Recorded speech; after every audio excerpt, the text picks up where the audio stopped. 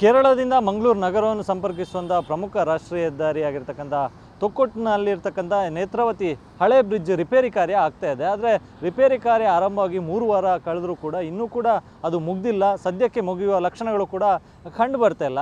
ಈ ಹಿನ್ನೆಲೆಯಲ್ಲಿ ಆ ರಾಷ್ಟ್ರೀಯ ಹೆದ್ದಾರಿಯಲ್ಲಿ ಸಂಪೂರ್ಣವಾಗಿ ವಾಹನ ದಟ್ಟಣೆ ನಿರಂತರವಾಗಿ ಇರುವಂಥದ್ದು, ಸಾಕಷ್ಟು ವಾಹನಗಳು ಕೂಡ ಅಪಘಾತಕ್ಕೆ ಒಳಗಾಗ್ತಿದೆ. ನಾನೀಗ ಅದೇ ಒಂದು ರಾಷ್ಟ್ರೀಯ ಹೆದ್ದಾರಿಯಲ್ಲಿದ್ದೇನೆ. ನೀವು ಗಮನಿಸ್ಬೋದು, ಇದು ಕೇರಳದಿಂದ ಮಂಗಳೂರು ನಗರಕ್ಕೆ ಸಂಪರ್ಕ ಕಲ್ಪಿಸುವಂಥ ಪ್ರಮುಖ ರಾಷ್ಟ್ರೀಯ ಹೆದ್ದಾರಿ. ಪ್ರತಿನಿತ್ಯ ಸಾವಿರಾರು ವಾಹನಗಳು ಇದೇ ಒಂದು ರಾಷ್ಟ್ರೀಯ ಹೆದ್ದಾರಿ ಮೂಲಕ ಮಂಗಳೂರು ನಗರಕ್ಕೆ ಬರುತ್ತೆ. ಕೇರಳದಿಂದ ದಿನನಿತ್ಯ ಶಿಕ್ಷಣ ಇರ್ಬೋದು, ಆರೋಗ್ಯ ಇರ್ಬೋದು, ವ್ಯವಹಾರ ಇರ್ಬೋದು, ಇನ್ನಿತರ ಉದ್ದೇಶಕ್ಕಾಗಿ ಸಾಕಷ್ಟು ಮಂದಿ ಮಂಗಳೂರು ನಗರಕ್ಕೆ ಬರ್ತಾರೆ. ಸಾಕಷ್ಟು ಘನ ವಾಹನ ಸೇರಿದಂತೆ ಲಘು ವಾಹನಗಳು ಕೂಡ ಇದೇ ಒಂದು ಹೆದ್ದಾರಿಯಲ್ಲಿ ಸಂಚರಿಸುತ್ತೆ. ಇದು ಇರುವಂಥ ಏನು ಎಕ್ಸಾಕ್ಟ್ ನೀವೀಗೇನು ಗಮನಿಸ್ತೀರಿ, ಈ ಪ್ರದೇಶ ಇರತಕ್ಕಂಥದ್ದು ಮಂಗಳೂರು ನಗರ ಹೊರವಲಯದ ತೊಕ್ಕೊಟ್ಟು ಸಮೀಪದ ನೇತ್ರಾವತಿ ಬ್ರಿಡ್ಜ್ ಸಮೀಪ.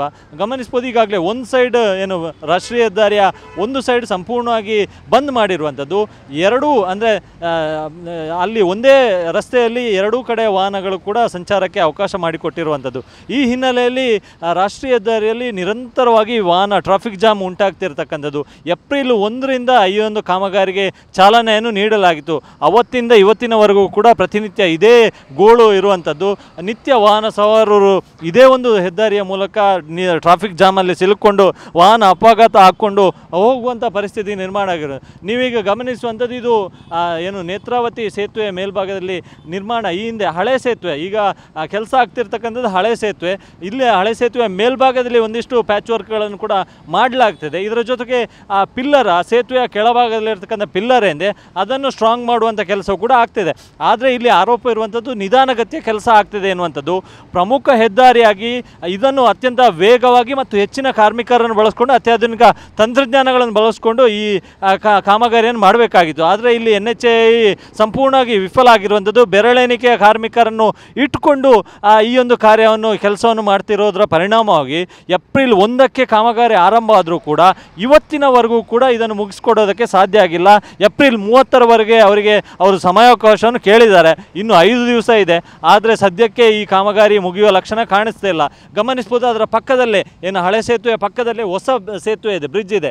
ಆ ಹೊಸ ಸೇತುವೆಯಲ್ಲಿ ಏಕಮುಖ ಮತ್ತು ದ್ವಿಮುಖ ಎರಡೂ ಸಂಚಾರಕ್ಕೂ ಕೂಡ ಒಂದೇ ಏನು ಸೇತುವೆ ಮೇಲೆ ಅವಕಾಶವನ್ನು ಕಲ್ಪಿಸಿಕೊಟ್ಟಿರ್ತಕ್ಕಂಥದ್ದು. ಹೀಗಾಗಿ ಪ್ರತಿನಿತ್ಯ ಟ್ರಾಫಿಕ್ ಜಾಮು, ಕಿಲೋಮೀಟರ್ ಗಟ್ಟಲೆ ಟ್ರಾಫಿಕ್ ಜಾಮ್ ಉಂಟಾಗ್ತಿದೆ.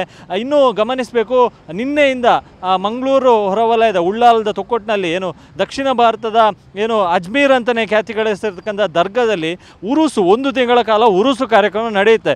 ಇಲ್ಲಿ ಕೇವಲ ಜಿಲ್ಲೆಯವರು ಮಾತ್ರ ಅಲ್ಲದೆ ಹೊರ ಜಿಲ್ಲೆ, ಹೊರ ರಾಜ್ಯದವರು ಕೂಡ ಈ ಒಂದು ಉರುಸು ಕಾರ್ಯಕ್ರಮಕ್ಕೆ ಬರ್ತಾರೆ. ಸೊ ಆ ಹಿನ್ನೆಲೆಯಲ್ಲಿ ಮಂಗಳೂರು ನಗರದಿಂದ ಈ ಭಾಗಕ್ಕೆ ಬರುವಂಥ ವಾಹನಗಳ ದಟ್ಟಣೆ ಹೆಚ್ಚಾಗಿರುತ್ತೆ.